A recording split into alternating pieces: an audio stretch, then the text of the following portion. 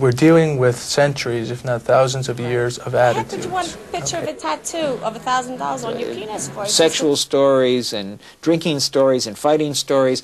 So they enjoyed themselves a lot. Somebody who died as a result of a DWI, that would break the chain. People come up to me and yell at me saying that I'm promoting sex. I'm not promoting sex. I'm preventing diseases, HIV and or a lot something. of women, a lot of lesbians use dildos. They use toys. Incest, not funny.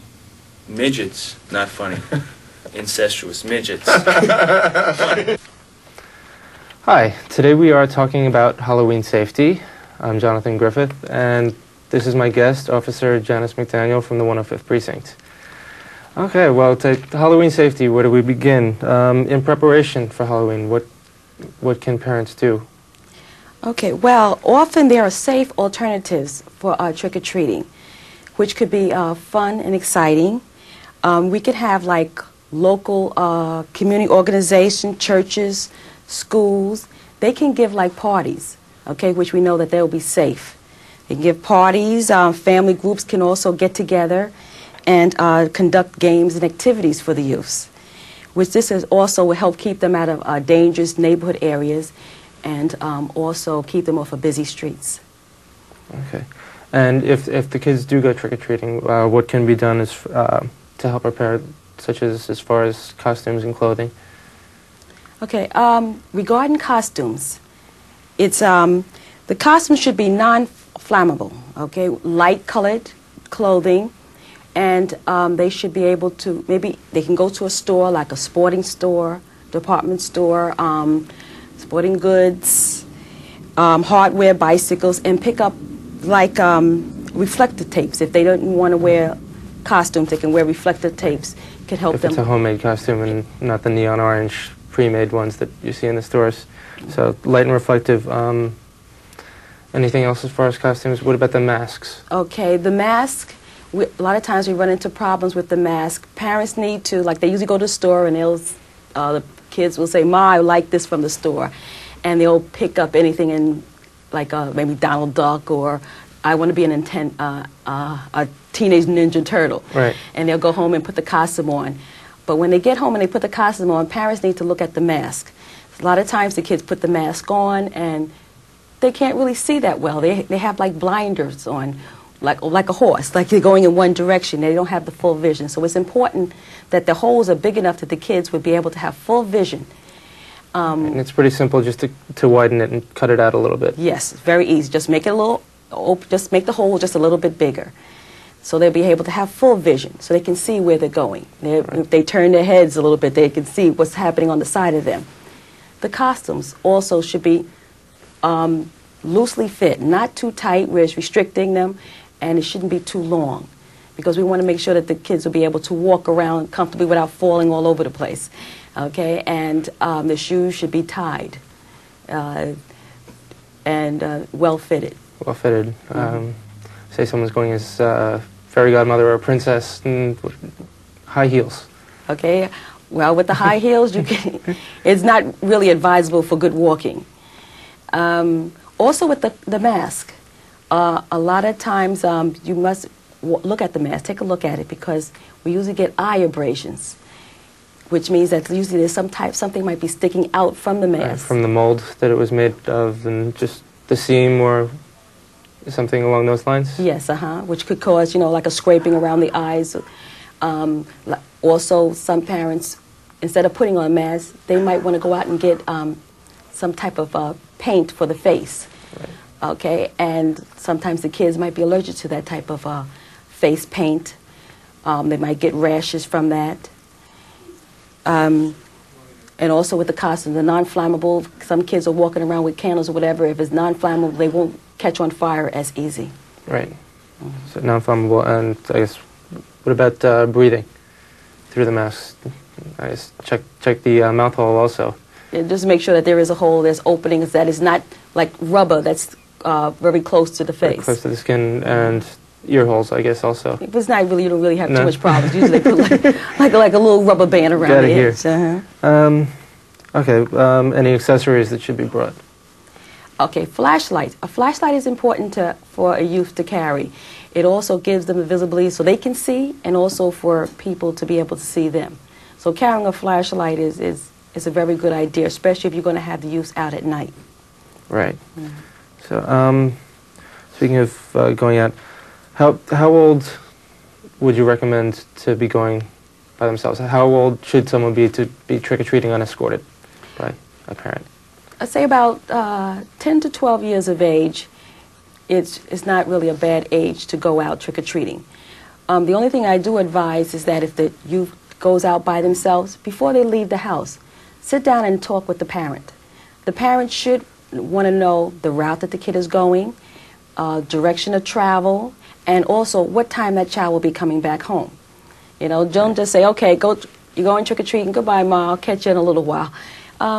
Sit down and have a discussion. Let the parent know what you're doing, so they would have a good idea what time to be expecting you back. So if you're not back at that particular times, bells will go off and they'll know that something's not right, and they can go out there to start to look around for you. Right, and remember to call if you end up at Jimmy's house or whatever for a good portion of the evening and you're running late. Call back home.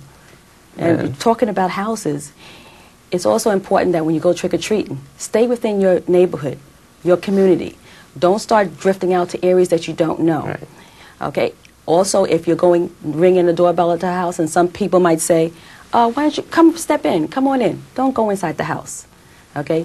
Wait for the candy outside of the house. Don't enter inside. Right, and there's certain houses that shouldn't be approached? Yes.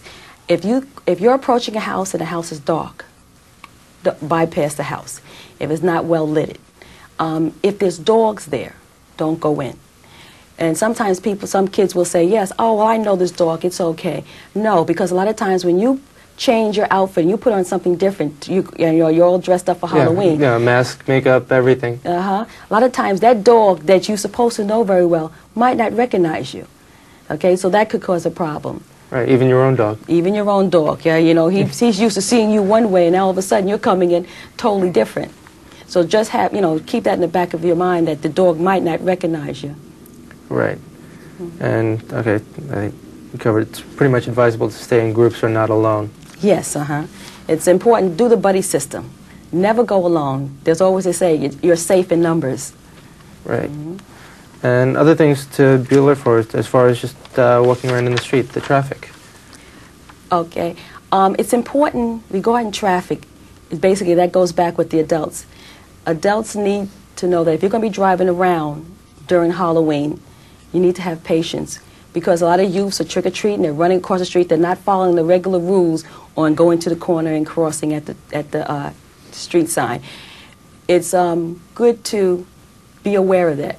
Don't, take your time a little bit, especially if you have cars that are double parked or parked along the side of the streets, to slow down, because the kids might be darting out, cutting in between the cars to go across the street, and they're not paying attention. Right, so both sides should be paying extra attention, but usually it falls on the driver to pay more attention. That's correct. Pay a little more, because the kids are not thinking. They're interested in trying to run across the street to get to the other house. So they're not looking around to what. So you need to be a little more sharper than normal. Right. And what about some of the loot on the route? As you're going out trick-or-treating, you get a little hungry along the way. Okay. Try to hold up. What you do is when you're trick-or-treating, bring all the candy back home. Don't eat the candy out in the street. Come back home and let your parents check the candy. If you have some of the candy that's unwrapped, don't eat it. Fruit, have the parents cut the fruit up into pieces, because the reason for that, you're looking for razor blades. A lot of parents might say, well, listen, I'll take some of the fruit, I'll take it to the hospital, because I think years ago, certain hospitals would x-ray the candy. That gives you a false sense of security, because x-ray only detects metal. It doesn't detect poison or glass. So you can go get it x-rayed, but you'll still be missing something. And if poison or glass is in there, like an apple or an orange, or that somebody drugged it, it's not going to detect it. In recent years, have there been a lot of cases where? No, not really. Okay. Once in a while, something might pop up, but you don't really have. It's not really that big of a problem, that we become along. It's just that we know that it could happen, and it's best to be aware of it.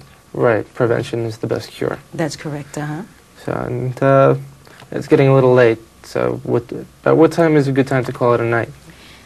Well, when it starts to get dark, I feel it's time to start to bring the kids in. Around, for the winter, you say about 8 o'clock, 7, 8 o'clock. It's getting dark. It's starting to get dark. It's time to come in. Because the later it gets, your clientele starts to change. Okay, so your kids that are out there trying to do nice trick-or-treating, now the older kids or, other kids that are looking to do something a little bit more than trick-or-treating, they'll start coming out after dark. Right, and what about when you get home with the candy and just plop it down somewhere? What about the small children? No, try to put the candy up high, give it to the parents and let them check. Try to keep candy away from, especially hard candy, away from the younger kids, because a lot of times hard candy, the kids will get their hands in it, they'll put it in their mouth, and it can get lodged into their throat. So for safety reasons, put it up high, especially if you have younger toddlers running around the house, and let the parents be able to check the candy, and they'll be able to give them stuff that they feel that they would be able to eat. Okay, we're going to take a short break, and when we come back, we're going to talk about a few things that adults should look out for. Okay. So we'll be right back. Okay, we're back. We're talking about Halloween safety. One thing that we neglected to mention with trick-or-treating is strangers in cars. Yes, that's very important. When you're trick-or-treating, especially the youth that are alone, if somebody comes up to you in a vehicle and they say, "Come over here, little girl, little boy, I have some candy for you," don't go. Say no and get away fast. You can run. If you see that they're coming towards you or they're following you, start yelling and screaming. Okay, so you want to bring attention to yourself, right, so they would go away. All right, so never get inside of a vehicle. Don't even go up to the car. That candy, just say to yourself, that candy you don't need. Okay, you can look at it that way. Run, get away. If they get out the car or if they start to drive the car to you, start yelling and screaming. Okay, if they're yelling and screaming, will bring attention to you. And with attention comes help. That's correct. That's absolutely correct. Okay. Okay, what about other dangers to be aware of, like eggs and shaving cream and the like? Well, got to try to duck the eggs. We can't really get rid of the eggs. It's very difficult. What the police department tries to do every year is they try to get a jump on the eggs. What they'll do is they'll have the community beat officers and youth officers, they'll patrol, and they'll be it's like confiscating the eggs from the kids, eggs and shaving creams from them. They will also go up and down the blocks, and they'll usually give out letters or speak to the merchants, like the grocery stores, the supermarkets, and ask them, you can't say don't do it, but right, you can ask them, please, not to give eggs and shaving cream out to the kids. And 9 times out of 10, they will pretty much lullaby, they'll try not to do it, because they'll end up getting having the impact of the kids coming and throwing eggs at them, Yeah. So we try to get the word out, and the Board of Education also helps out also. If they'll start screening the kids coming into schools, because I believe this year Halloween's on a Thursday. I think so. And so they'll start confiscating these eggs before the kids come through the school doors. Right. So I guess with the police department and the Board of Education, if everybody starts to get them, that'll eliminate a lot of the eggs on the street. Right. Be interesting if they pat them down a little bit hard and smash the eggs against yes. Yeah, it's just the way my mind works. Okay, what about some of the things that senior citizens should look out for? Well, regarding the senior citizens, through their organizations, they usually they'll let them know to try to go out and do their errands or get whatever they have to do early before the kids usually get out of school. Get out of school. And pretty much try to stay in the house in the evening. If they really have to go out and there's something that happens, they usually will try to get a neighbor or somebody to help them. Right, again, so they don't get stuck out there. Buddy system. Yes, with the buddy system. We have certain programs that are set up also for safety that the police department do. They have a program with the safe corridor where there's certain streets within the precinct where there's usually a cop that mandates that street within certain times. And each precinct is different. So what you would need to do if you're interested to find out where the safe corridors are within your precinct area, you can call the precinct and ask for the community beat officer or community affairs, and they would be able to help you out and tell you which streets and what time the officers usually posted over there. Okay, and what is the Safe Haven program all about? Okay, the Safe Haven program is a program, it's a very good program. Like you So we have the sign. The sign, the Safe Haven, which is very important for you to know. That program, it lets you know that if you see this sign inside of a store, that it's like a safe house, okay? That sign lets you know that that store is registered with the New York City Police Department. And if you get into trouble in the street, if something happens to you, you go inside the store and the owner will call the police department and have a radio car, a sector car come to you right there. So you'll stay right inside the store and you wait for a radio car to come to you to help you out.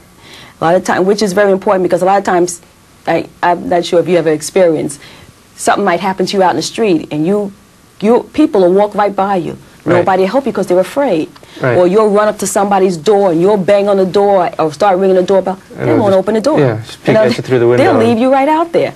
So by this program, by the police department getting involved with this program and putting these signs up into certain establishments, it gives people a chance to know, well, if I run into a problem out in the street, I can go there and I will get help. So it's important also for you as part of the community is to go around and see where these signs are at. See where these signs are. So you'll know where to go if something happens. And does the department approach the stores, or do the store owners approach the department, or both? The police department goes around and they approach the stores and ask them, would you like to volunteer? Would you like to get involved into the program? And then what they'll do is they'll register them. Okay. And what about other increasing security in other areas, such as around schools? And well, we, especially for the holidays, the security is you increase the security around schools, not just around the schools, but also the paths, like towards the direction of where the kids will be going to catch the train, in the direction of where most of the traffic is walking. We'll put more police out there. We also will have increase the sectors also. Because basically we're trying to monitor our main problem areas for like vandalisms or where we will be targeted as a trouble spot. Right. So you basically have a police officer or a sector car monitoring that area. Right. Do some of the stores tend to close earlier on Halloween? Yes, yes they do. And some of the schools might start to let some of the kids out, especially kids who have to go long distance, who have to catch the train. They will either let them out earlier before the regular school gets out, or they might, I know some private schools will also escort and take the kids up to the train. Right. Okay, let's go back to some of the Halloween alternatives. You mentioned Halloween parties. How can people find out where the alternative events are? Okay, regarding the events, you can contact inside each school. Schools usually have a lot of parties. Around that time, what they'll do is each organization within inside the school will give parties. You can contact your community or organizations. Churches are also another resource. They have youth programs and they'll be having different functionings going on. You can also check with your precincts. Your local precincts, your youth officers, they can tell you whatever functions, certain things that's going on. And community beat officers, which is also important for you to get to know your community beat officer because he pretty much knows what's happening in that community, within that area. Right. Okay. One thing that I heard of a couple years ago, I don't know how accurate it is, drug tattoos. Okay. Yes, drug tattoos. There's something that's been going around for years. It's called Blue Star, and it's really, it's a rumor. Okay, there's no story in it. I've been running around trying to get more research on it, and it seemed like for years there's been like this sign. It's like a poster that goes around every year. Okay, and it usually comes out at the end of September and goes through October. And on there, it'll tell you to give this out to your local schools and give it out to anybody who has youths or kids. Okay, it's basically a myth. There's nothing factual about that. This is they call it Blue Star because it's like a tattoo that's supposed to be able to like you put it on you like with water. It's supposed to be soaked in LSD, and it's supposed to be able. The LSD is supposed to be go through the skin and will cause the kids hallucinations, severe vomiting. Okay, and it's geared towards youngsters.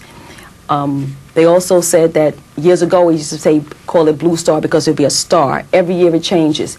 They'll add things on there. It might be Disney characters. I think a couple years ago they said they had stickers out, Bart Simpson.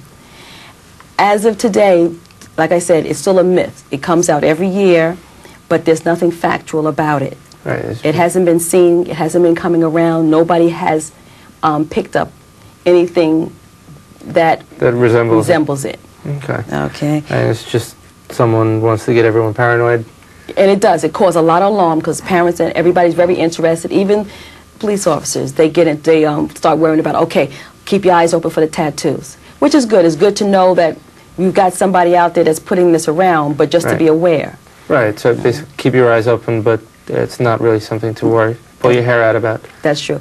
All the incidents that have been related to this, you know, or to some kids getting involved, getting drugs or anything, it's we find out after it's done, after an investigation is done, that it was something that was internal, that it was maybe a relative or parent. The kid might have got involved with, got into the uncle's stash of heroin and overdose. So then what the parent does is try to cover up. Okay, I have a particular incident I'm kind of quoting, but I don't want to give you names. They sprinkled heroin on the trick-or-treat candy. Right. But this is done after investigation. At the initial, you might not know. Okay. Is there anything else that didn't come to my mind that we should that should be mentioned? No, I think you pretty much covered okay, so just basically everything. Let's just recap some of the main points of trick-or-treating. So what are, if you could put 3 or 4 main things just to be aware of, just to emphasize. Okay, one thing is check candy. Don't eat the candy while you're out in the street. Okay. Dress. Okay, costumes. Make sure that your costumes is non-flammable. Okay, light colors with reflector tape, if possible. Okay, and be safe. Okay, think before you act. Okay, don't just run across the street. Try to take your time. And parents also monitor the kids. Okay, well, I would like to thank you very much for being here today to talk about Halloween safety. I'm Jonathan Griffith, and my guest today has been Officer Janice McDaniel, and I will see you next time. Take care.